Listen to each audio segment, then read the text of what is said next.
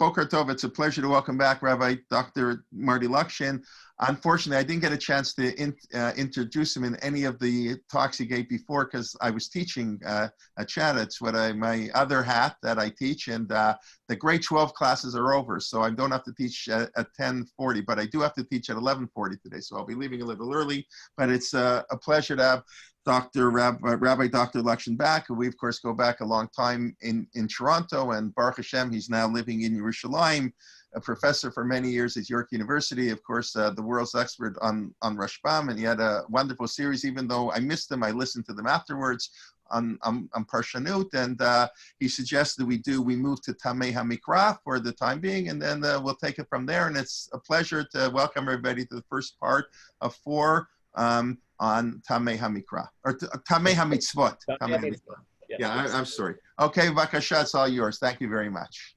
Thank you. Wonderful to be back here again. I thought that I'd begin with an insight that I learned many years ago from a colleague of mine at York University, who some of you might know. I know a lot of you are in Toronto, and some of you might have known Professor Saul Tannenzaff, Zichrono Livracha.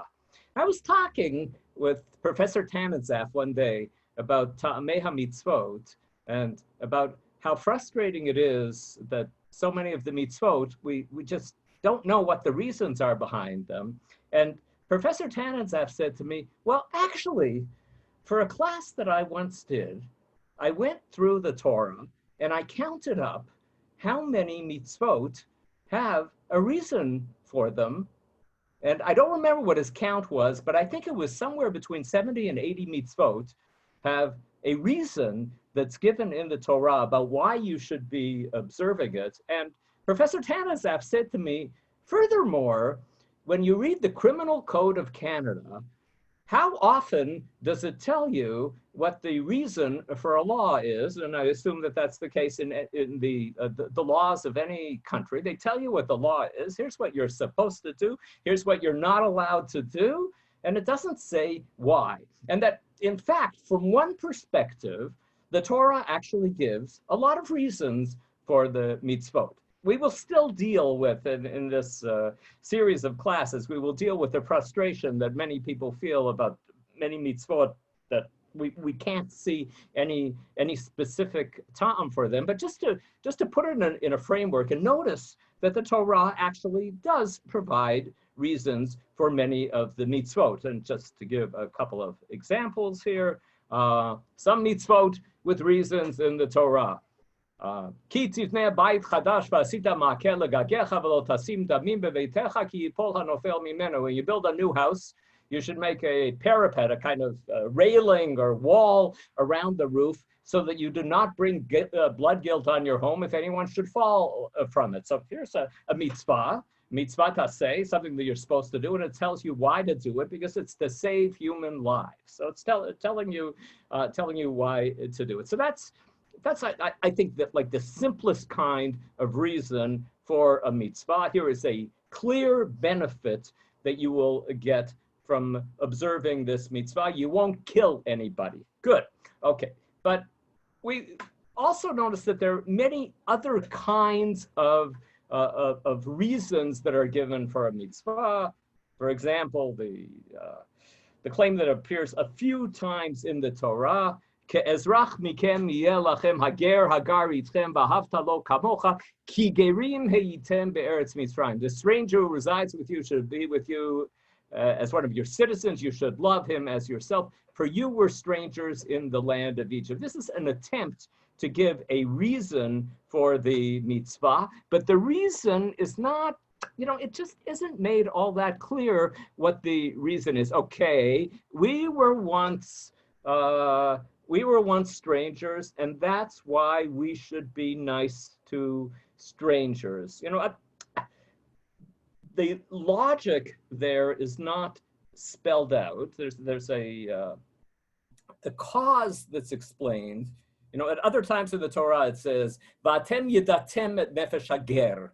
You know what it's like to be a stranger, and that's why you should be nice to a stranger. And the commentators argue about what does it mean to say that the reason that we are told that we have to be nice to the stranger is because we once were a stranger? But whether it's a clear explanation or not,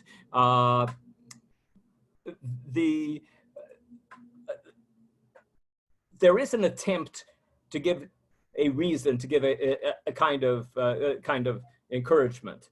I see on the chat that somebody said that the comparison to the criminal code is not fair because the criminal code has laws that are always logical, like don't kill and don't do this and don't do that. I'm not so sure that I would go along with that.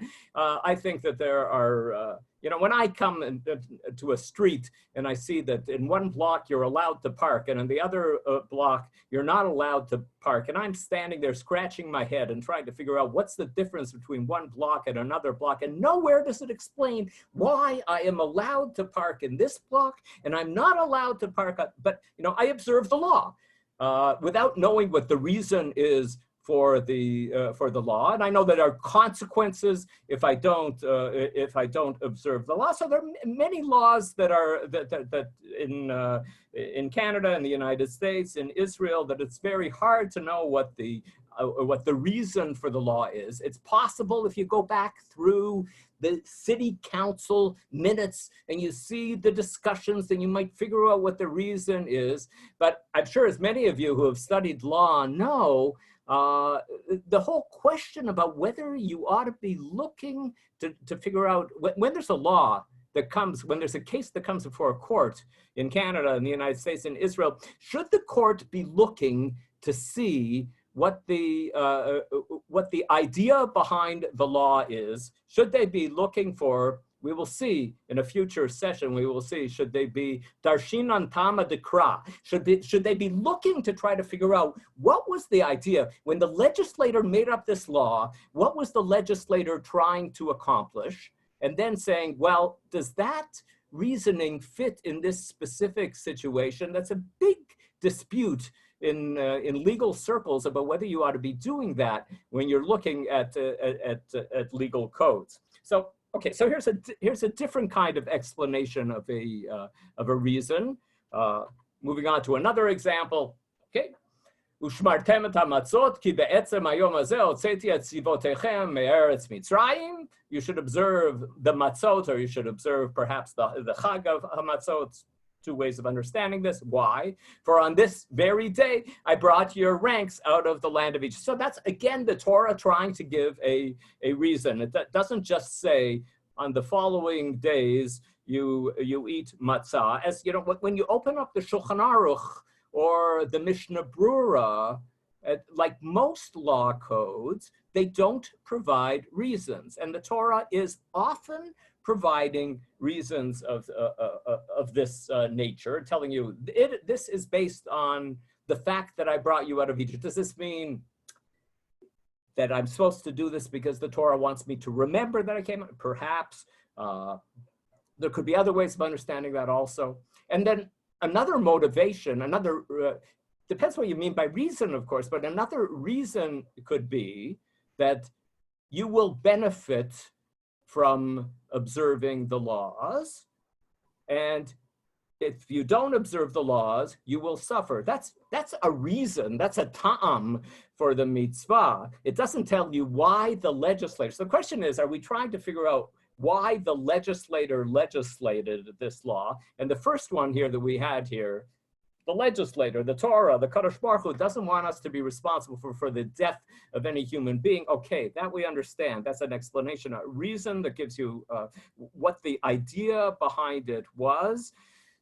These next two examples, not that clear. Perhaps that's what it's doing. Not certain that that's what it's doing. And then we look at honor your father and your mother, that you may long endure on the land that the Lord your God is assigning to you. That's one translation of Laman Yarichun Yamecha. It just means you will live a long time. So if I'm looking for the reason why I should be honoring my parents, it's because if I honor my parents, I will live for a long time. So is that the reason why I'm honoring my parents? No, it's not. It's not like the reason that the Kadosh Baruch Hu said that you should be honoring your parents, but it's something. It's addressing me and telling me why I should be doing this.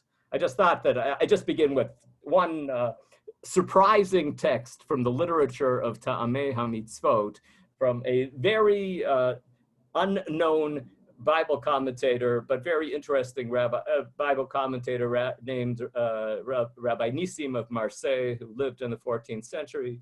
He was a Talmid Chacham, he was a philosopher, he was a physician, and he provides a new spin on what Lema'an Yarichun Yamecha actually means. He says, Natan ta'am Lema'an Yarichun Yamecha ki b'midah shemadad lehorav ba modedim lo. He's reusing the Talmudic phrase b'midah she'adam moded modedim lo. The behavior that you give to others will come back to you. Yitachen shiyu banav modedim lo ubesof yamav ya'azruhu ya'achiluhu v'yashkuhu uvaze ya'arichun yamav retzoni shelo yamut belo et v'lo yaktsar yamim michesron parnasa o michesron mi sheyishamshuhu. The text provides the reason so that your days will be long. Why? Because the measure that you extend to your parents will be extended to you. It's possible, we all think it's possible that perhaps our children will notice the way that we treated our parents. And perhaps once we start needing the help of our children, then our children will say, oh, well, I remember that my father and my mother took care of their parents when they needed help. And so, in other words, Rabbi Nissim of Marseille is saying that this, it's providing you with an explanation of the benefit that you will derive from observing the mitzvah of kibud of va'im. It's possible that if you set a good model of how you perform the mitzvah of kibud of va'im, perhaps you will benefit because your children will also take care of you and you won't die young because there's nobody there to take care of you. I see that the chat has been jumping here, and I'm going to take a look at it, and before I go on to the next idea here and see if there are any questions that I can address. Okay. We have some long comments here. Halacha is absolute justice, spiritual good. King's law is utility and political order, right? And for Sadya, it's because you will be with you will be with them for a while, correct? Secular law is based on the greater good. Maybe, I hope. In a good democracy, it'll be based on greater good, although we all know stories about people making deals with local politicians and things like that. It's supposed to be based on the greater good, which is, the Torah law is often based on purposes of moral and spiritual elevation. Right. Okay. I'm going to go on, and the assumption that there aren't very many ta'amei hamitzvot in the Bible is based on a famous passage from the Gemara that talks about this text in Sefer Dvarim that gives you the rules of the king. Som tasim alecha melech, which I was interested to see that the New Jewish Publication Society translation translates as, you shall be free to set a king over yourself. They don't see it as Chazal see it as being a mitzvah, that there's a mitzvah to set up a king, one chosen by the Lord your God. Rak lo yarbelo susim, v'lo yashiv adam mitzrayim alaman harbot sus. והשם אמר לכם לא תוסיפון לשוב בדרך הזה עוד, ולא ירבה לו נשים, ולא יסור לו לבוא, וכסף וזהב לא ירבה לו מאוד. He shouldn't keep too many horses, so that he doesn't send the people back to Egypt to add to his horses. That's where horses came from back in those days. They came from Egypt. And so the king shouldn't have too many horses because God does not want there to be a strong connection between the Jewish state in Eretz Yisrael and Egypt. The Lord has warned you, you shouldn't go back that way again. And he also should not have too many wives, lest his heart go astray, nor shall he amass silver and gold to excess. They shouldn't have too much money. That one they don't give a reason for. I guess maybe everybody can figure out on their own why kesef v'zahav lo yarbeh lo ma'od, because where is he going to get that kesef v'zahav from? He's going to get them from us, from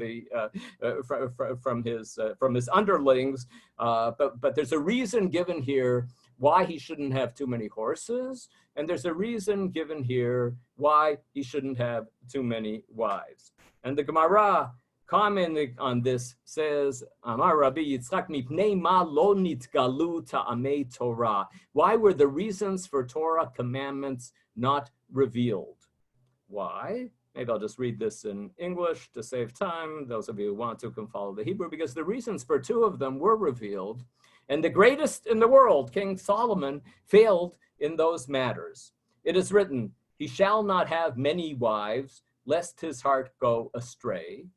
Solomon said, I will have many, but my heart will not go astray. He said, oh, okay, so the Torah explains what's the idea behind it. It's not really that having many wives is in and of itself a problem. It's just that it might lead to another problem. And so King Solomon said, okay, I understand what the reason is. And so I will just be sure that my heart does not go astray. And he tried to outsmart the Torah. The Torah it explained what the reason was. And then later it is written, it came to pass when Solomon was old that his wives turned his heart away.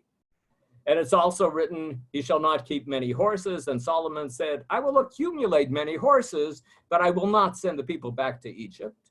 And it's written, describing King Shlomo, that a chariot went out and went to Egypt and brought, and so he started a horse trade with the Egyptians when the Torah said that we are not supposed to do this. And so I remember I once studied this text with Nechama Leibovich, who pointed out something that's important to point out about this text. Maybe everybody realizes this already, but not sure that I did until Nechama pointed it out.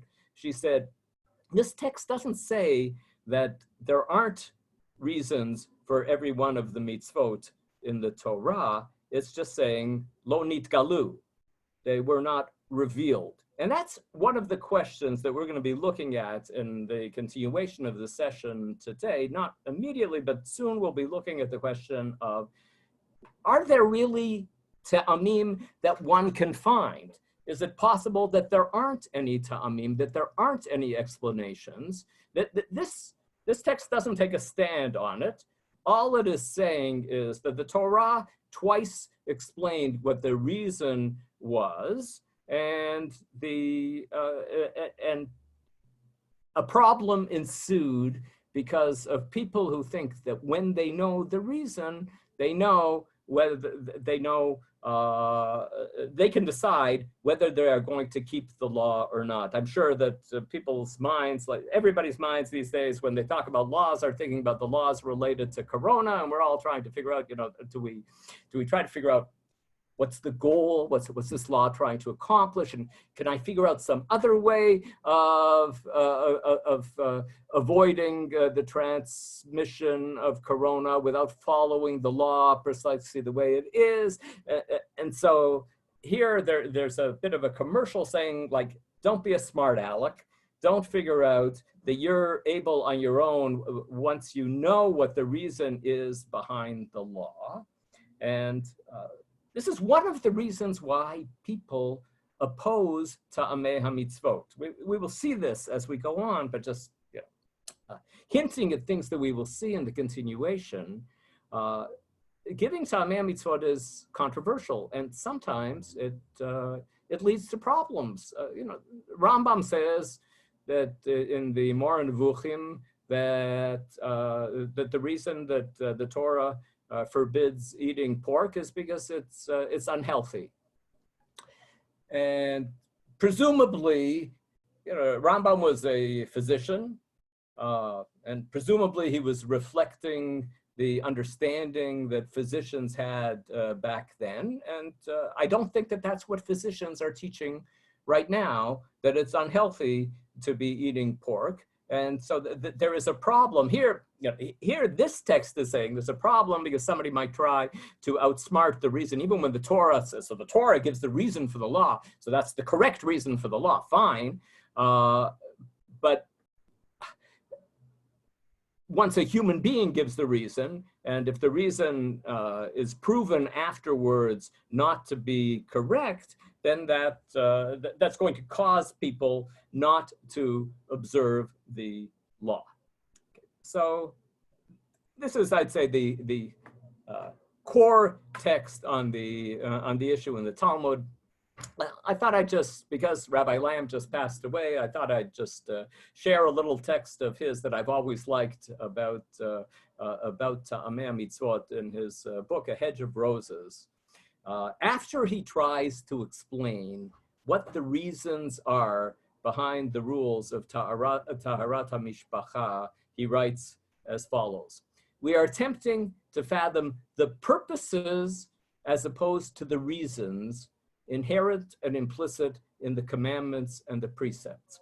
I think what he means here is we're trying to figure out what the benefits are of, when I wrote what I think is beneficial in Taharat HaMishpacha and family purity laws, I'm not really saying that that's the reason for it. I'm not saying that that's why the Kadosh Baruch Hu made the law. I'm saying that these are benefits that you will get. In other words, we want to know not why God commanded them, but what he wanted us to learn from them. In other words, the function of the commandments in the larger horizons of our life. It is, of course, understood that taken in this light, the laws are independent of the purposes we find in them. For a law to be a law, it must be autonomous and not contingent on our rationalizations. That's a strong statement. If something is a law, it is a law not because of our rationalizations, but because it has some autonomous status as a law. And then he goes on to make a sweet linguistic point, which I go back and forth about whether I really like this linguistic point. But anyways, he says, Ta'amei HaMitzvot literally means the tastes of the mitzvot. The translation, the reasons for the mitzvot, he says, is derivative, secondary. That's a secondary thing. And what does it mean to say that Ta'amei HaMitzvot is like the taste of the mitzvot? By inquiring into our religious institutions for their relevant purposes, we seek to add delightful and satisfying flavor to our spiritual diet. But in no way may we substitute the taste for the substance of our religious foods, namely the actual precepts of Judaism carried out in practice. So we do Ta'amei HaMitzvot because it's the spoonful of sugar that helps the medicine go down. That it's easier to observe a mitzvah when you feel that there is something beneficial coming to you from this mitzvah. And just to be clear, what is the context in which Rabbi Lamb wrote this line? After he gave his explanation of the idea behind the laws of family purity, the laws of Taharat HaMishpacha, and he says, following on a Gemara that actually makes this same point, that it builds excitement into a marriage, that when there's periodic abstinence and the wife goes to the mikveh and comes home, it's just like the wedding day again, and the excitement comes back into the marriage. And Rabbi Lamb knows that somebody might say, Rabbi Lamb, that's very nice, but my spouse and I have figured out other ways of having excitement in our marriage, and we don't feel that we need this. Or somebody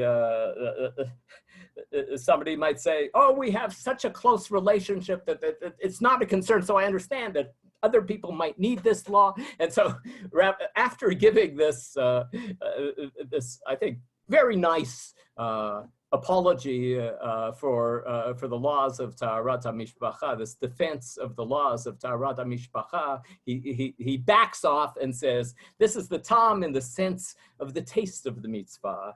It makes it easier for you to swallow this mitzvah, but it isn't really the reason behind it. And kind of behind this approach of Rabbi Lamb is the approach that many Jewish thinkers have had over the years, which is we don't know what the idea is behind law X or behind law Y, and that's why we observe it precisely as it is without looking at the ta'am, without looking to find out what it is that God was trying to accomplish by having a mitzvah of this nature. So this is the tension that we will be looking at here. I will again take a fast look at the chat and see if there's okay. Rambam states this explicitly. Yes, we're going to see. We're going to see.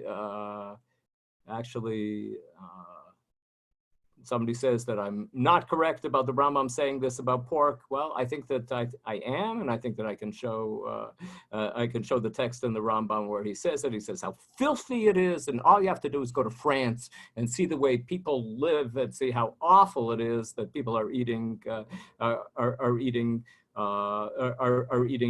pork, and he does put it in terms of health. And if he doesn't, Rashbam does put it in terms of health benefits. People think that Rambam was the first person to argue that kashrut was for health reasons. Before Rambam, Rashbam wrote that kashrut was for health reasons. Yes, okay. Okay, somebody is asking that I wait to the end to deal with comments in the chat. Maybe I will do that. Thank you for the suggestion. Okay, so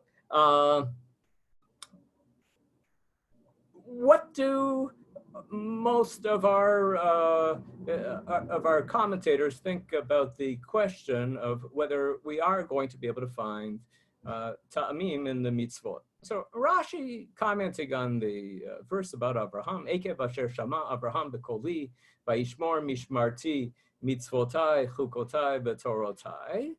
Rashi, following Chazal, in saying that Abraham observed the entire Torah and even observed the Torah Shabbal Peh, even observed the things that were D'Rabbanan, he goes through this this verse, phrase by phrase. Shama Abraham bekoli kishenisiti oto. That's a reference to the Akedah or to the other 9 tests of Abraham.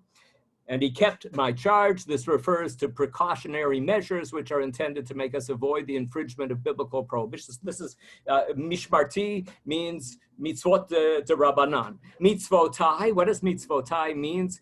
Those matters which, had they not been written in the Torah, we would nevertheless hold that they are fitting matters to be the subject of a commandment, such as robbery and murder. That's what mitzvotai means. And then Rashi says about chukotai. We all learned this back in Hebrew school or in day school. What does chukotai mean? Rashi says, there are 2 girsot in Rashi.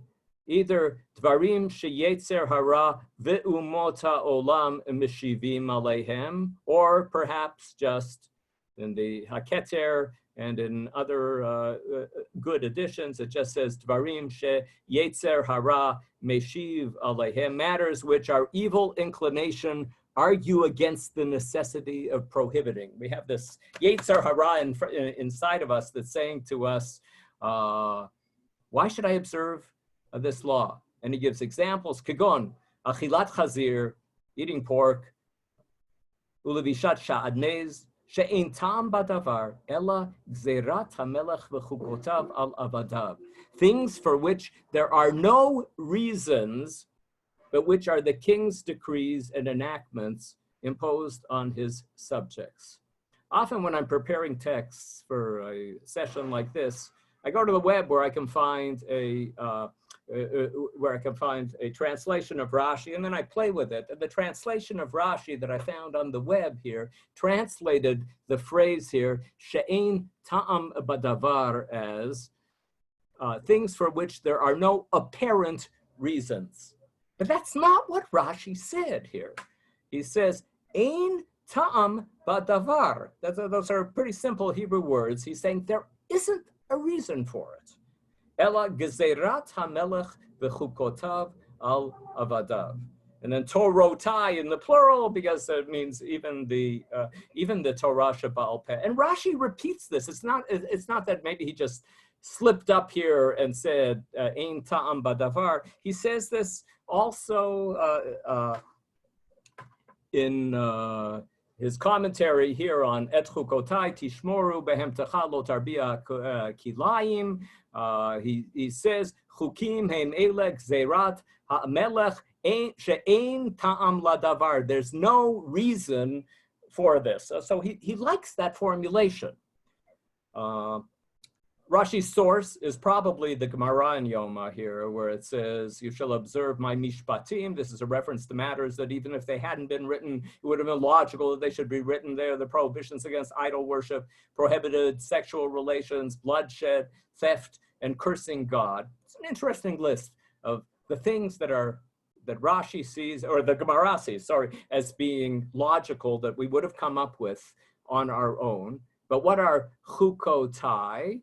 It's a reference to matters that Satan challenges, that Satan meshiv alehem, and they are a list similar to the list that Rashi gave in his commentary that we just saw. The prohibitions against eating pork or wearing shadnez, performing the chalitza ceremony with a yevama, the purification ceremony of a leper, the scapegoat.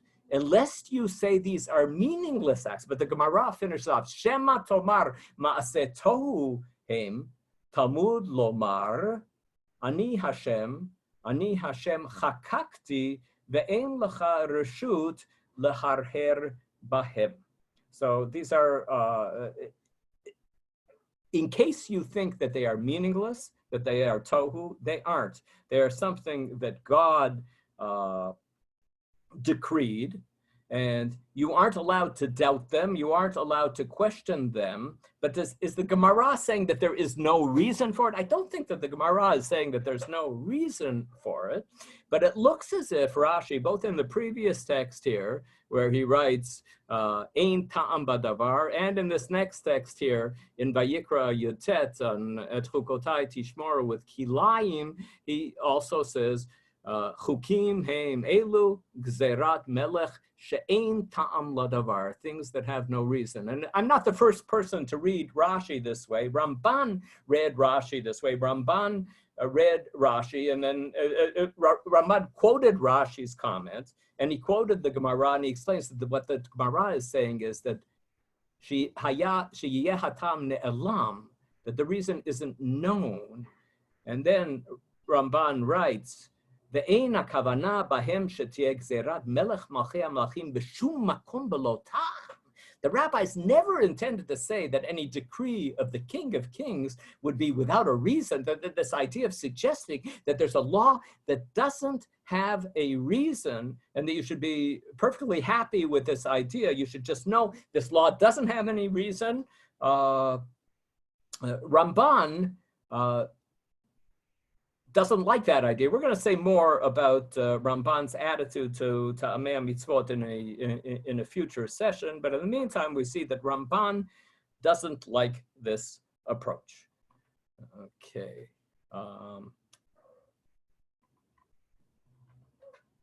Just because, as Rabbi Kelman said, because Rashbam is at the center of my intellectual interests, I just point out, although it's not all that relevant to our major theme here of Ta'amei Mitzvot, when Rashbam looked at this same verse that Rashi divided up into mitzvot and chukim, when he looked at Abraham observed the mishmeret, the mitzvot, the chukim, and the Torot, when Rashbam looked at it, he says, okay, Ekev asher shama Abraham b'koli ala akedah, because it says there in the Akedah, Ekev asher shama Avraham, Ekev asher shamata b'koli at the end of the Akedah. So this is resonating with the phrase in the Akedah. Vayishmor mishmarti is a reference to milah, to circumcision. Rashbam is trying to find things that Abraham observed without the midrash of saying that Abraham observed all of the mitzvot that hadn't been given yet. But if you look through Abraham's life, you see that he observed various things that are connected with the word akev, and that are connected with the word mishmeret, and that are connected with the word mitzvot, my commandments. In other words, like the rule that circumcision takes place on the 8th day of life, because it says kasher tziva oto Elohim. But then Rashbam gets stuck when he reaches the words chukotai v'torotai, because those words do not appear in the Abraham narrative. All the words until now did appear in the Abraham narrative, but not chukotai v'torotai. And Rashbam says, according to the true plain meaning of Scripture, lefi ikar pshuto kol hamitzvot hanikarot. This refers to all the well-accepted laws, like theft, adultery, covetousness, civil laws, hospitality for guests, all of which were observed before the giving of the Torah, but were repeated and elaborated to the Israelites at Har Sinai, where they entered into a covenant to fill them. But notice what Rashbam has done here. He's saying so. God is saying about Abraham that he observed God's words in the test of the Akedah, and in Brit Milah, and in circumcising his son on the 8th day. And then he also observed various laws that are part of the common law of civilized people in the world. Civilized people in the world know that, that you observe laws like this. But notice that he's saying this about chukotai, that Rashbam does not accept the whole idea. Again, that I'm sorry to be going against what we all learned back in Hebrew school or in day school, that chukotai means laws that either don't have a reason for them, or that chukotai might mean laws that do have a reason for them, but we don't know what the reason is for that law. Rashbam doesn't accept that. And modern Bible scholars also say that chukotai does not necessarily mean a law that doesn't have a reason to it, and that Rashbam is very comfortable saying that chukotai could be referring here to the well-accepted laws like welcoming guests, civil laws, observing the civil laws, refraining from theft and adultery. Those things are categorized by Rashbam as chukotai, despite the fact that Chazal like to use that word chukotai to describe rules for which either there aren't any reasons or we don't know what the reasons are. Okay, so what does Rambam have to say about this subject? Rambam has many things to say about this subject. I'll read this in English just to save time. At the end of Hilchot Me'ilah, he says, "It is fitting for people to meditate on the laws of the Holy Torah and to comprehend their full meaning to the extent of his ability." You should try to figure out what the laws, it's a good thing to try to figure out what is standing behind the laws of the Torah. Nevertheless, a law for which they find no reason and understand no cause should not be trivial in their eyes. They shouldn't say, oh, I found this law here and I can't see any reason for it. You shouldn't dismiss the law because of that. How much more should people be on guard not to rebel against the commandment decreed for us by the Blessed Holy One only because they do not understand its reason? Shelo yeda ta'aman. The Rambam is still understanding that there is a ta'am. He says, so he's saying an idea that seems similar to what Rashi said, except in the sense that Rambam definitely feels that the mitzvot do have ta'amim, as we will see in further texts of his, although we will see one text that does not seem to go along with this, but we'll try to figure out what Rambam is saying about this. So far, all he is saying, if you can't figure out what the ta'am is, don't let that be trivial, and don't say that you're not going to observe that law because you couldn't figure out what the ta'am is. He says, המשפטים הן המצוות שטעמם גלוי וטובת עשייתן בעולם הזה ידועה, כגון איסור גזע ושפיכות דמים וכיבוד אב ואם. Okay, so he says, mishpatim are things that everybody is able to figure out why they are good things to do, like the rule against theft, and the rule against murder, and the rule that you should honor your parents. He says that those are things that don't need any explanation. Maybe I'll just pause for a second and tell a little story that I once learned from Nechama Leibovich. For those of you who did not have the pleasure of studying with Nechama Leibovich, she was one of the world's greatest raconteurs. And she once told the story that in the beginning of her career, when she was teaching in some elementary school, there was a theft that took place in the elementary school, and they gathered all the students together for an assembly, and they brought in a policeman, and the policeman gave a speech to the students about how terrible theft is.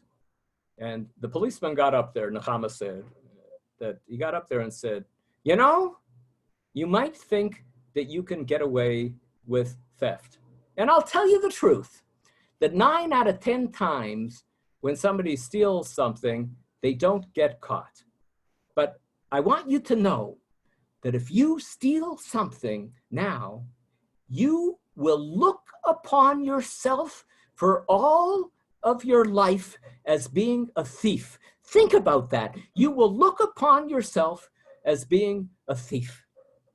And Nechama says that she, after the assembly was over, she went up to the policeman and said, did you really think that that was the best way to motivate people not to be thieves, by saying that, you know, you'll hate yourself for the rest of your life if you do it? And she said, the policeman said to her, what do you do here in the school? And she said, I teach Tanakh. And the policeman said to her, well, why don't you do what you're good at and teach Tanakh? And I'll do what I'm good at, and I'll try to explain to people why they shouldn't steal. So I think there's more than one opinion about what a good way of explaining to people why they shouldn't steal. But Rambam says that that's one of the things, ta'aman yadua, tovat asiyat, or at least, yes, ta'aman galui, the reason is clear, and tovat asiyatan ba'olam hazeh yadua, and everybody can figure out what benefit is derived from something like this. On the other hand, what is a chok? It doesn't mean that it doesn't have an explanation, but it's saying that we don't know what the explanation is, just as Ramban said. Amru chachamim, chukim chakti lacha, ve'en lacha reshut laharher bahem, v'yisro shel adam nokfo bahem, v'umot ha'olam meshivin alehem, kigon isur basar chazir, u'basar bechalav, ve'egla rufa, u'fara aduma, u'sera mishtalech. Not precisely the same list that we saw before, but a very similar list. And he says there are two problems there with these rules. People, a little voice inside of people, their Yetzer Hara says to them, I don't have to listen to this because there's no obvious reason for it. But he also makes it clear, and we will see this in future sessions, that a lot of Ta'amei HaMitzvot is because of a lot of the reasons why people got involved in Ta'amei HaMitzvot over the years was because Umot HaOlam Meshivin Alehem. Because the Gentiles would argue and say, look at this Torah, it doesn't make any sense. Well, we'll talk about the Gentile argument and the defense against the Gentile argument in a future session, but this just introduces to us the topic. Okay.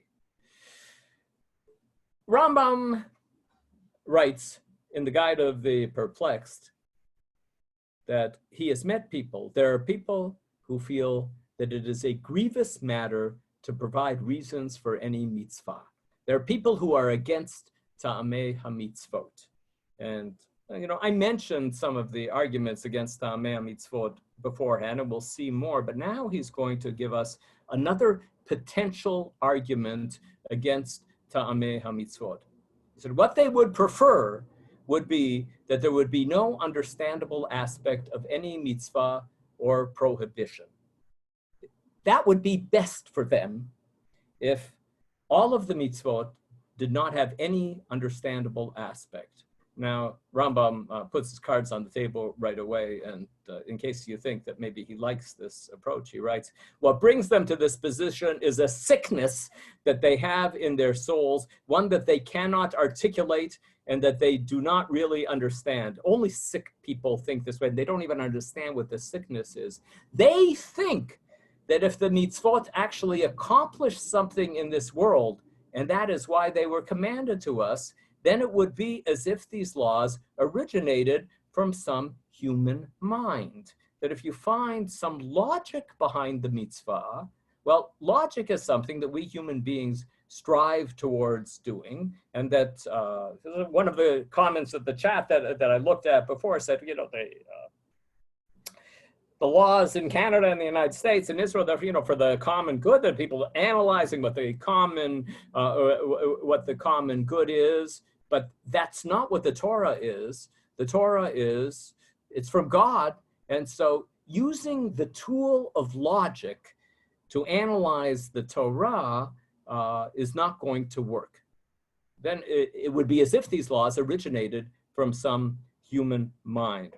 Rambam goes on, but if a law has no rational basis for it and leads to no particular goal, then it certainly originates from God, as no human being would ever suggest something like that. Now, you read a law and you say, this does not make any sense. I really don't like this law. It goes against logic. Well, then that's a sign that the law is divine, because you're not divine, you're not God, you don't understand how God, and no human being would ever suggest something like that. When I was 19 years old and I started studying in a yeshiva, in Yeshivat Merkaz Harav, I remember one day, in my first days in the yeshiva, I encountered something in the Gemara that really bothered me.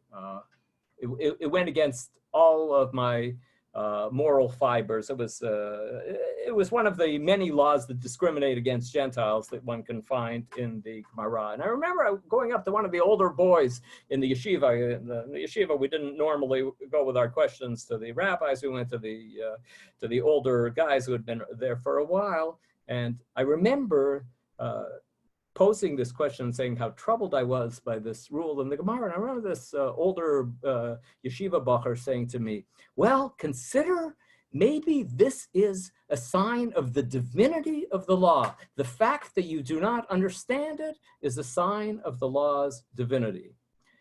It was a few years later before I read The Guide of the Perplexed, and I discovered that Rambam makes mincemeat of the approach of that yeshiva boy, and says, these weak-minded people, it is as if humans were more perfect than God. Since humans say things that have some useful end, well, God does not do that. He commands us to do things that have no useful end for us, and he commands us not to do various things that would not harm us in any way. God forbid that we understand the Torah this way. It's impossible. Actually, it's the other way around. Of course, the Torah, the laws of the Torah, more than human laws, understand what it is that human beings need. They are all for the benefit of human beings. And in the third part of the Guide of the Perplexed, Rambam goes through the laws and tries to show the benefit for human beings from all of these laws, and he's extremely upset about this approach that says that these laws might not have a reason. Okay, so that's Rambam's approach in the Guide of the Perplexed, which goes along fairly well with what he saw him saying here in Hilchot Me'ilah, that we don't understand sometimes the reasons, but it's fitting for people to try to figure out what the reasons are for the laws of the Torah and to try to comprehend their full meaning to the extent of his ability. If it doesn't work, you shouldn't give up, shouldn't rebel against the system if that happens. But so all of that is well and good until we get to the story of the Kan Tzipor, the mitzvah in Deuteronomy chapter 22. If along the road you chance upon a bird's nest in any tree or on the ground with fledglings or eggs, and the mother sitting over the fledglings or on the eggs, do not take the mother together with her young. Let the mother go and take only the young, in order that you may fare well and have a long life. On the basis of this law, here's a mitzvah.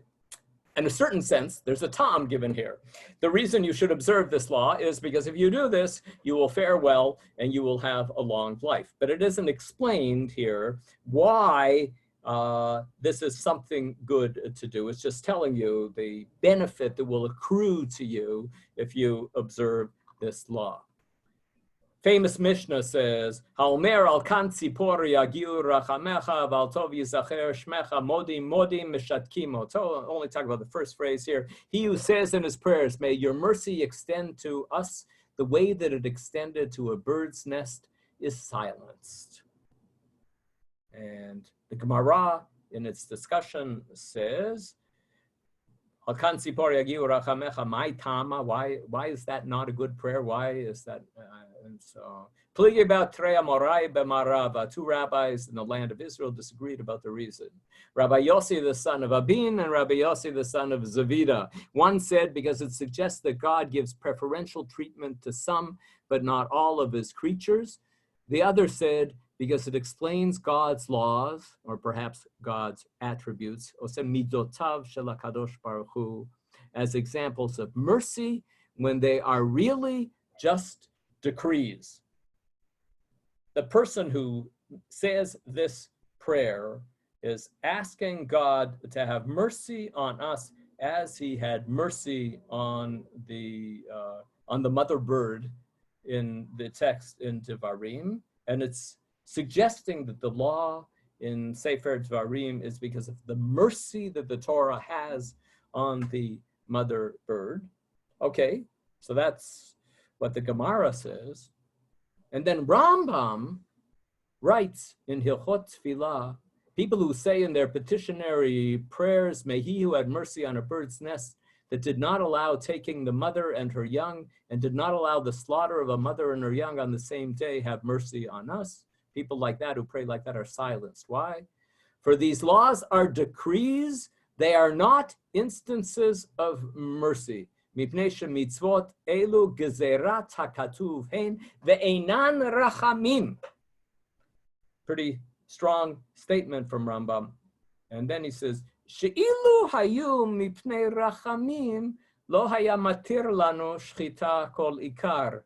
If you say that God has mercy on the birds, then how come you're allowed to slaughter a bird and to eat it? It doesn't make any sense. It looks almost as if Rambam here in this example here from Mishneh Torah is combining the two explanations here. He's giving preferential treatment to some, but not all of his creatures. And also it explains God's laws as examples of mercy when they are really just decrees. So Rambam here is codifying something that seems to go against his world view. And I think that we are going to have to try to, I was going to say solve this problem. I'm not sure that I'm going to solve this problem, but I think we're going to have to explore this problem a little further next week. We've set up that Rambam gave this impassioned speech about how important it is to try to find reasons for the mitzvot and how there's a sickness involved in saying that mitzvot do not have a reason for them. And here in his code of law, he codifies that we're not allowed to say prayers like this because it turns God's purposes into, it's claiming that God's purpose is mercy, and that isn't what this is about. This text isn't about mercy. It is just gzerat hakatuv. It's just a gzerah. Next week, we will see what Rambam says about this same text in the Moreh Nevuchim. This is what he says about the text here in the Mishneh Torah, in his Code of Law, but in his philosophic work, the Moreh Nevuchim, he also addresses this text, but we will see that only next week.